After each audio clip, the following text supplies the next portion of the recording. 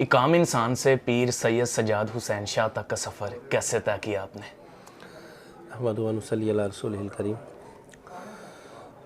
अल्लाह रब्बुल इज़्ज़त ने एक करोड़ों इंसानों में, सारी दुनिया में चुना, और जो चुनता है वो बेहतर जानता है अपने मामलात को। पूरी इंसानियत में अल्लाह का शुक्र, अल्लाह ने वह इंसान बनाया, मुसलमान बनाया, अपने नबी का उम्मती बनाया। और शुरू तक पीराना माहौल तो था, सादात फैमिली थी। वाले साहब ने वो वापडा में थे, उन्होंने कहा कि आप पढ़ें। ये पढ़ते पढ़ते फिर एक वक्त आया कि वो उस वक़्त नौकरी के लिए कुछ रिश्वत देने की ज़रूरत पड़ी। मैंने रिश्वत ना दिया, थोड़ी सी कुर्बानी की। तो फिर उसके बाद मुझे शुरू से ही मसाजिद से और मजहबी मामला से बड़ा प्यार था। फिर मैंने डॉक्टरी होम्योपैथिक की क्लिनिक शुरू किया। फिर बुज़ुर्गों की तरफ से कुछ अनायत हुआ, उन्होंने दुआ दी, तो फिर वो अल्लाह रब्बुल इज़्ज़त ने उसमें भी, बातों में भी, और ये शिफाओं का सिलसिला शुरू हुआ। तो ये वही इलाज था, वही मेडिसिन। वो एक रूहानी होता है, जिस्मानी होता है। तो रूहानी जिस्मानी के साथ साथ अल्लाह रब्बुल इज़्ज़त ने रूहानी भी इल्म उसकी अता से, और कुछ मेहनत भी होती है इंसान कि फरमाया जब इंसान चलता है किसी रास्ते में तो अल्लाह उसके लिए रास्ते खोल देता है। तो ये मेरे साथ एक दोस्त के साथ ट्रेजेडी हो गई, उसकी हमशीरा को मसला हुआ, तो फिर वो हम दर बदर फिरे, तो कोई भी सच्चाई और हकीकत नज़र ना आई। तो मैंने फिर अल्लाह से, अल्लाह के हुजूर मस्जिद में जाकर रो के मांगा, या अल्लाह इसमें अगर कोई हकीकत है तो मुझे अता फरमा दे इस चीज़ में। फिर अल्लाह का शुक्र है, अल्लाह ने फिर रास्ता खोला। और हकीकत में ऐसे ही होता है, जब कोई बंदा उससे मांगता है तो फिर अल्लाह रास्ते भी खोल देता होता है। तो चीज़ तो वही होती है, हर चीज़ का पॉजिटिव नेगेटिव होता है। ये चीज़ हवा, जो हवा में तासीर अल्लाह की तरफ से होती है। हवाओं तसीर वही हवा है जो बंदे को सुकून देती है, वही हवा जिस्म के परख से उड़ा देती थी। वही पानी है जो डुबो देता है, वही पानी बचाने वाला होता है। वही आग है जो जला देती है, वही आग बचा भी सकती है। वही सांस है जो बीमारियां फैलाता है, अल्लाह उसी में शिफायत आप फरमा देता है। तो ये मेरे अल्लाह का करम है। घर से आप एफएससी करने निकले। जी जी, माशाल्लाह, लोगों को हमने देखा है कि एफएससी करते हैं, बहुत अच्छा मुकाम हासिल कर लेते हैं, लेकिन आपने क्यों ज़रूरी समझा कि दुनियावी तालीम को तर्क करके आप दीनी तालीम की तरफ जाएं? ऐसे कौन से हालात वाक़यात वक़ूअ पज़ीर हुए कि आप दीनी तालीम की तरफ राग़िब हो गए? ये असल में अर्ज़ किया ना कि दीन और दुनिया दोनों का ही हमारे साथ टच था, कि दीन और दुनिया कोई एक चीज़ तो नहीं, तो दोनों को साथ ले लेके चले। अल्हम्दुलिल्लाह वो अल्लाह पाक ने वालदैन की वजह, सबसे पहले बेसिक बंदे की वालदैन होते हैं जो बंदे को माहौल के मुताबिक बनाते हैं। तो वालदैन ने शुरू से नमाज की तरफ तरगीब दी और कुरान की तरफ तरगीब दी।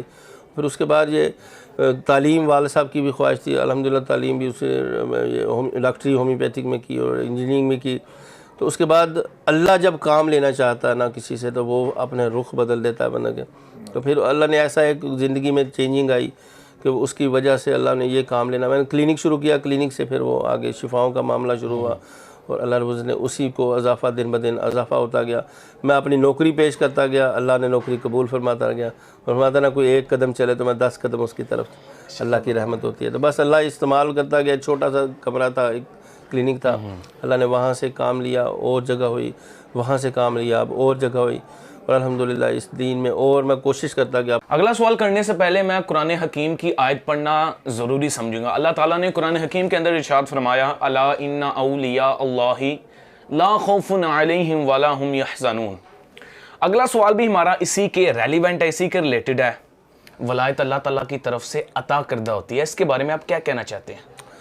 वही हदीस कुदसी जिसका मफ़हूम है, वही मैं आयत के बारे साथ अटैच करता हूँ कि अल्लाह फरमाता है, इन ज़करनी फ़ी नफ़्सी ज़करतु फ़ी नफ़्सी, तुम मुझे याद करो चुपके से, दिल में याद करो, मैं भी तुझे दिल में याद करूँगा। ये सूफ़ीज़्म होता है, ये खुफिया होता है, खफ़ी होता है। इसमें बस अल्लाह के साथ ताल्लुक़ बस बनाना होता है, दिल ही दिल में। अल्लाह फरमाता है पूरी कायनात छोटी है, मैं सबसे बड़ा हूँ, अगर समा सकता हूँ बंदा मोमिन के दिल में समा सकता हूँ। जब बंदा का ताल्लुक़ अपने रब से बनता है ना, जब हर वक्त उसको अल्लाह अल्लाह, और सबसे बड़ा आना माहू इज़ा ज़करनी, जब बंदा मुझे याद करता है मैं उसके साथ होता हूँ। तो जब अल्लाह साथ होता है तो बंदे की हर ज़रूरियात, कफ़ालत वो अल्लाह रब्बुल इज़्ज़त फरमाता है, और उस बंदे को गम नहीं रहता, खौफ भी नहीं रहता। गम कैसा? दुनिया का। और खौफ कैसा? ये दुनिया के मामलात कैसे हो जाएंगे। और वो खुश खुश दुनिया में हर लम्हा ऐसे ही होता है कि जैसे ये लम्हा गुजर जाएगा तो हो सकता है अगला लम्हा, लेकिन अल्लाह के साथ मोहब्बत इतनी हो जाए कि बंदा दुनिया से भी जाए तो खुश खुश हो जाए कि मैं गैरों में नहीं जा रहा, अपने रब के पास ही जा रहा हूँ। ये खौफ अल्लाह की तरफ से हर बंदे के दिल में, और मोहब्बत अल्लाह की तरफ से साथ ही। पहले माशाल्लाह आस्ताना मलखां वाला के अंदर था, जी जी। अब आपने नई आबादी बगला के अंदर शिफ्ट कर लिया, क्या वजह पेश आई कि वहाँ से आप यहाँ आ गए? ये हकीकत ऐसे ही है कि बंदे के अपने इख्तियार में कुछ नहीं होता। बंदा नौकर जो होता है ना, एक पुलिस वाला होता है, उसको इससे कोई गर्ज नहीं होती कि मेरी ट्रांसफ़र इधर संभड़ियाल हो, मेरी सियालकोट हो, मेरी कहाँ हो। उसे काम होता है नौकरी से, मखसूस नौकरी करनी है उसको, जहाँ भी कर दो काम तो उसने वही करना है। तो हमारा भी उधर भी नौकरी कर रहे थे अल्लाह की। और हमारा 3 चीज़ें, अल्लाह को इबादत से, रसूलुल्लाह सल्लल्लाहु अलैहि वसल्लम को अताअत से, मखलूक को खिदमत से राज़ी कर लो, सारे का सारा दीन इसी में हो जाता है। वहाँ भी कोशिश, एक छोटे से कमरे में भी वही खिदमत थी, थोड़ा सा बड़ा हुआ अल्लाह फिर वही खिदमत हुई, अब और बड़ा हुआ तो अल्हम्दुलिल्लाह मकसद वही है बस कि मखलूक की खिदमत, किसी का दुख सुन लेना, किसी के दुख के लिए दुआएं कर देना, यही मकसद है। अब अल्लाह को पता है वहाँ अपने सिर्फ 4 बंदों के लिए कोशिश होती है, अल्हम्दुलिल्लाह बेशुमार तकरीबन 16 जामियात हैं, बच्चे बच्चियाँ भी पढ़ रहे हैं, स्कूल के भी तालीमें चल रही हैं, सारा कुछ। तो ये मेरे अल्लाह का ख़ास फजल है, वो काम ले रहा है और दुनिया की परेशानियाँ वाकई हकीकत में उसने ख़त्म की हुई हैं अल्हम्दुलिल्लाह। आमतौर पर परसेप्शन पाया जाता है कि जो मज़हब के रिलेटेड होते हैं, आलिम दीन होते हैं, वो किसी प्रोग्राम में जाते हैं, किसी महाफल के अंदर जाते हैं, तो जो उनको बुलाते हैं उनसे काफ़ी बड़ा मुआवजा तलब करते हैं। क्या उन कारी हजरात को, क्या उन आलिम दीन को मुआवजा लेना चाहिए या नहीं? आपकी इसके बारे में क्या राय है? ये असल में 2 ही एक शोबे बनते हैं, एक उलमा कराम और एक अहले ज़िक्र होते हैं, अहले इल्म होते हैं। अल्हम्दुलिल्लाह हमारा अहले ज़िक्र से, सूफ़ी कराम से वो ताल्लुक़। तो सूफ़ी जो होता है ना, वो बस एक तवक्कल पे चलता है कि ये कैसे हो गया, कहाँ से हो गया। हुज़ूर बाबा फरीद गंज शकर रहमतुल्लाह दाता साहब हुज़ूर, इन्होंने दीन का काम भी किया और तवक्कल भी किया। तो आज वाकई हकीकत है, कुरान बार बार कहता है कि वो जिन्होंने अल्लाह के कलाम पे, कुरान पे मोल ले लिया, उनके लिए तबाही और बर्बादी के मामला। तो ये मैं इस चीज़ में हकीकत में शुरू से ही ख़िलाफ़ हूँ इस चीज़ के कि जो अगर बंदा कुरान पढ़े तो अगले की जेबों में नज़र रखे, भाई कब मुझे पैसे दें।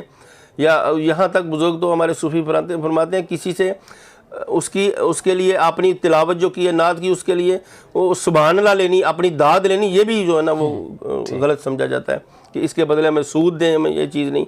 हाँ, दीन के लिए रसूलुल्लाह सल्लल्लाहु अलैहि वसल्लम ने, आपके असहाब ने, आपके अहले बैत अतहार ने अपना सब कुछ पेश किया, हमें भी पेश करेंगे तो अल्हम्दुलिल्लाह फिर दीन चलेगा ना। अगर हम दुनिया से मुआवजा लेंगे तो फिर वो काम ख़राब हो जाएगा, फिर उसमें नहीं। हाँ, तवक्कल करना चाहिए। दुनियादार, अगर मैं अक्सर बात करता होता हूँ, मेरे पास अक्सर एक एजेंसी का बंदा भी है, उन्होंने कहा जी आप कहाँ से खाते हैं? मैंने कहा आपको फ़िक्र नहीं होती, महीने बाद नौकरी मिल ही जाती है, तो जो अल्लाह और उसके रसूल की नौकरी करे तन्हाई तो उसको भी मिलती है ना। वो कैसे रुसवाई करते हैं, जब अल्लाह के कुरान की अगर नौकरी बंदा करे तो वो कैसे बुका रखता है। वो पत्थर के अंदर कीड़ा अगर उसका जिक्र करता है तो अल्लाह उसको भी तो वहाँ पहुँचाता है ना। तो ये तवक्कल ये लाजमी है। मैं इस चीज़ में उलमा कराम जो करते हैं उनको तो पहली बात तो उलमा नहीं कहते, जो कहते कि हमें पैसे दें, हमें ये, उनके नहीं। हाँ, खिदमत ये अपनी को तरफ से कोशिश कर देनी पूरी कि मैंने कोशिश की है दीन को फैलाने की। और फिर अगर और रसूलुल्लाह सल्लल्लाहु अलैहि वसल्लम ने भी अपनी, हमारे कायनात के मालिक मुख्तार अल्लाह ने जिनको अता फरमाया, आपने फरमाया कुल्ला सालुकुम अलैहि अजरन, बस मैं अजर नहीं मांगता किसी से, अगर मांगता हो तो जो मुझसे प्यार करते हैं उनसे प्यार करो बस।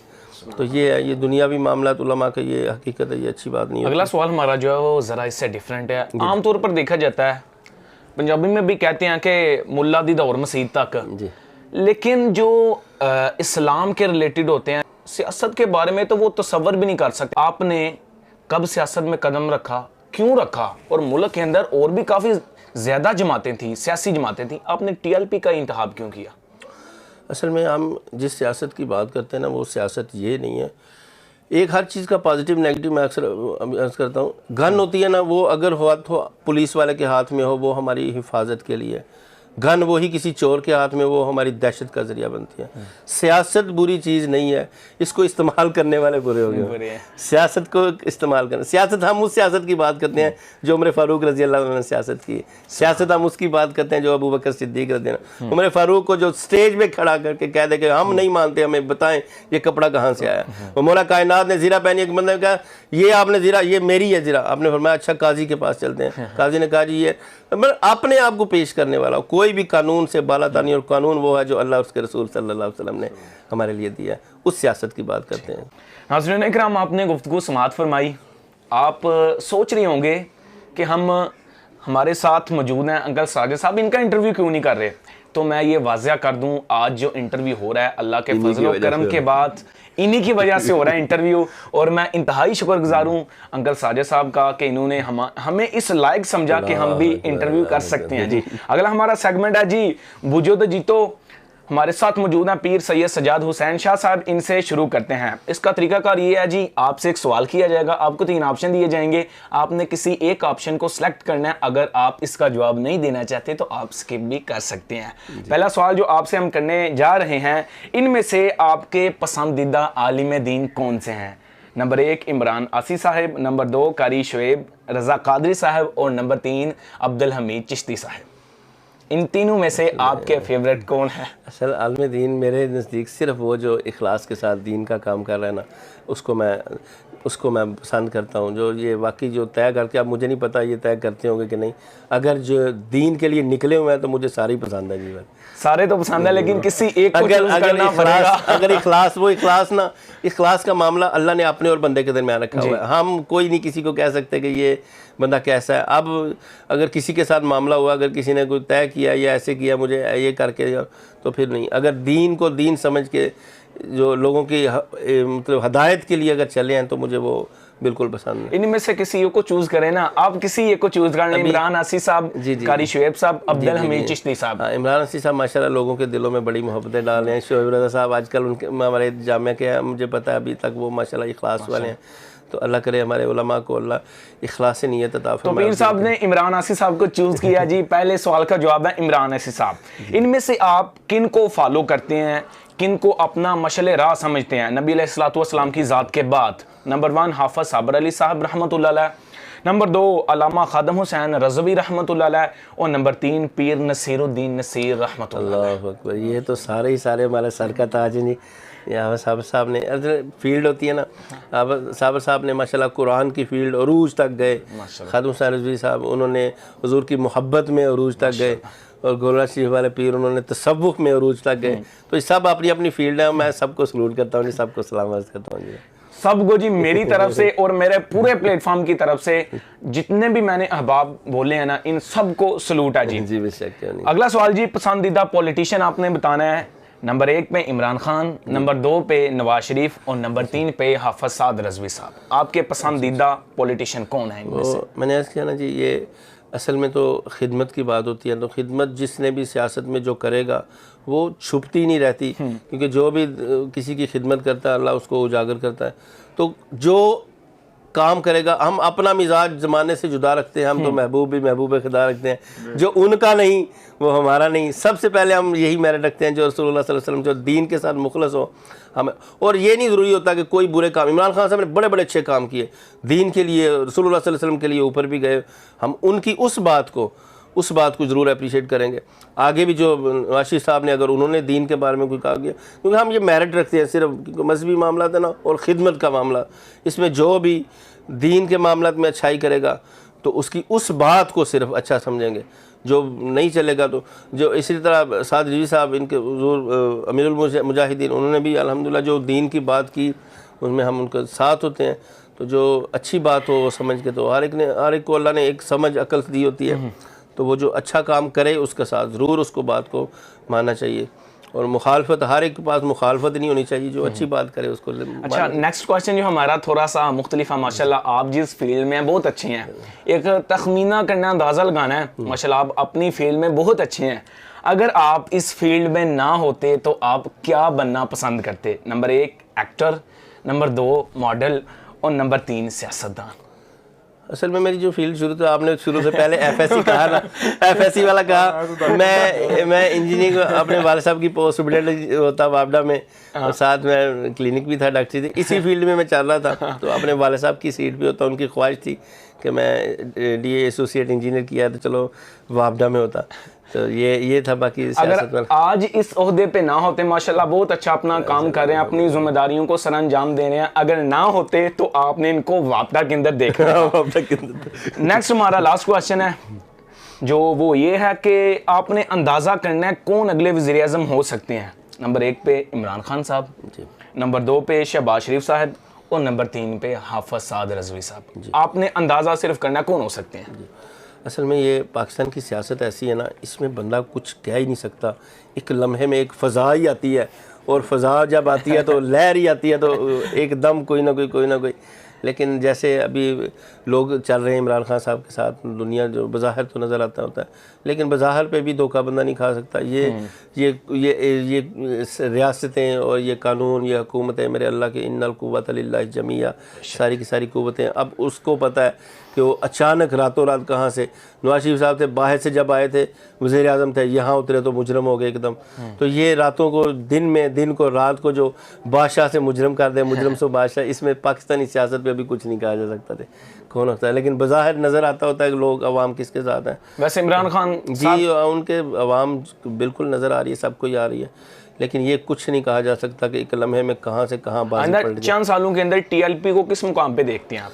हाँ, अगर तो मकसद सही रहा, मकसद मिशन पे रहे, जो मिशन लेके चले हैं कि मखलूक की खिदमत और दीन के निफाज के लिए, तो हो सकता है अल्लाह रब्बुल इज़्ज़त, क्योंकि ये तो अल्लाह की तरफ से होता है। अगर मकसद यही होगा कि हमारा हमें वो निज़ाम चाहिए, सबसे पहले होता है कोई भी हुकूमतें चलती हैं निज़ाम पे, निज़ाम अदल पे, तो अदल का निज़ाम अगर वही हो कि एक हुक्मरान भी अपने आप को अवाम के सामने पेश कर दे और कंधों पे बोरी उठा के जाके उसके घर पेश कर दे, तो हम उस निज़ाम को मानते हैं। अल्लाह करे ये इखलास अगर हम में हुआ तो इंशाअल्लाह अल्लाह वो ज़रूर इज़्ज़त अता फरमाएगा। माशाल्लाह, आपने यहाँ हिफ्ज़ का निज़ाम बहुत अच्छा चलाया हुआ है, मैंने देखा है। तकरीबन 2-3 घंटे हमने यहाँ विज़िट किया, वहाँ बैठे रहे हम, तो यहाँ हमने देखा कि छोटी सी उम्र के बच्चे यहाँ माशाल्लाह हिफ्ज़ करने के लिए आए हैं, 12 साल से लेते हैं, लेकिन छोटे भी बच्चे यहाँ मौजूद थे। जी जी, माशाल्लाह बहुत अच्छा आप निज़ाम रन कर रहे हैं यहाँ।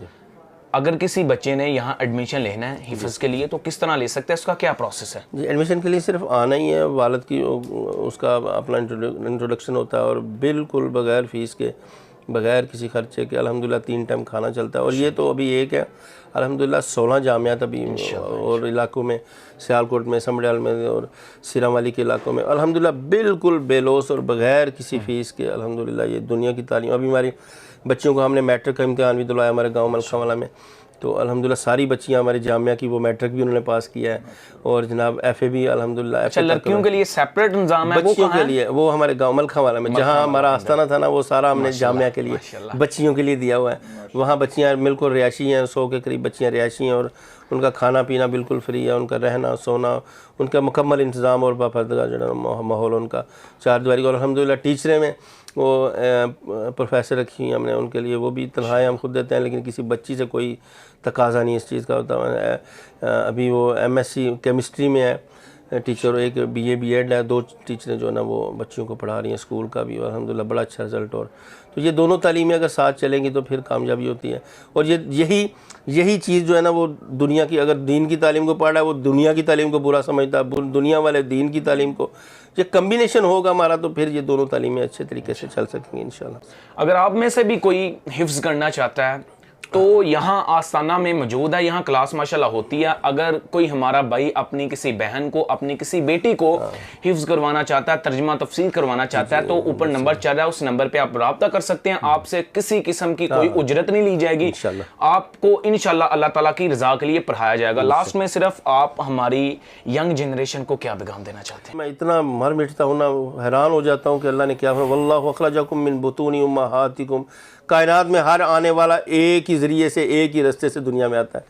अल्लाह ने, अल्लाह के आने से, अल्लाह कहता है मैंने माओं के पेटों से निकाला, और किस हालत में, ला तअलमूना शैया, तू कुछ नहीं था जानता, फिर मैंने क्या किया, वजअल लकुमुस समा वल अबसारा वल अफिदा लअल्लकुम तशकुरून। इल्म हासिल करने के लिए अल्लाह ने मैं ये आंखें दी हैं, कान दिए हैं, दिमाग दिया है, दिल दिया है। हम बिल्कुल ब्लैंक आए थे, तो इल्म हासिल करना है हमने, ये दुनिया का इल्म भी हासिल करना है कि हम कुफर के सामने उनके बातें कर सकें। देखें भाई, हम सिर्फ मस्जिद वाले बैठने वाले नहीं, मिंबरों में बैठने वाले नहीं हैं, हम दुनिया का इल्म भी, और दुनिया का इल्म भी साथ है, साथ साथ दीन का टच हो, दीन का, तो ये फिर हम दोनों तरह के काम है। क्योंकि अल्लाह फरमाता है रब्बना आतिना फिद दुनिया हसना व फिल आखिरति हसना। सिर्फ और सिर्फ मस्जिदों में संभालने वाला दीन का इल्म इसलिए नहीं पढ़ना कि हम सिर्फ मौलवी बन जाएंगे, हम पीर बन जाएंगे, इसलिए नहीं, अच्छा इंसान बनने के लिए दीन का इल्म है। और दुनिया का इल्म पढ़ने के लिए हमने कि दुनिया के सामने हम सर उठा के जिए कि देखो जी हम भी पढ़ने वाले हैं, हम इंग्लिश पढ़ने वाले हैं, हम जोग्राफिया पढ़ने वाले हैं, मैथ पढ़ने वाले हैं। ये दोनों चीज़ें साथ लेके चलेंगे तो फिर कामयाबी होगी। और उलूम सारे के सारे अल्लाह की तरफ से है, ये कि अंग्रेज़ी कोई और जगह से नहीं आ गई है, ये दुनिया के मामला, ये सारे उलूम अल्लाह ने दिए इंसान को। तो ये सारे पढ़ने चाहिए, इसलिए कि मेरे अल्लाह की अता है ये। बेशक जी, बेशक अल्लाह ताला की अता है। मैं दोबारा प्रोग्राम के लास्ट पे शुक्रगुजार हूँ अंकल साजिद साहब का, जिन्होंने हमारी इतनी रसाई करवाई कि हम पीर साहब की रसाई हासिल करवाया कि हम यहाँ आके इंटरव्यू शूट कर सकें। और मैं पीर सैयद सजाद हुसैन साहब का भी बहुत ज़्यादा शुक्रगुजार हूँ कि इन्होंने अपना कीमती वक्त अपना पैर पाकिस्तान के प्लेटफॉर्म के लिए निकाला। इसी के साथ अपने मेज़बान आखिरी बात अर्ज़ करता हूँ, अपने बच्चों को ज़रूर जो है ना वो दोनों तालीमें सिखा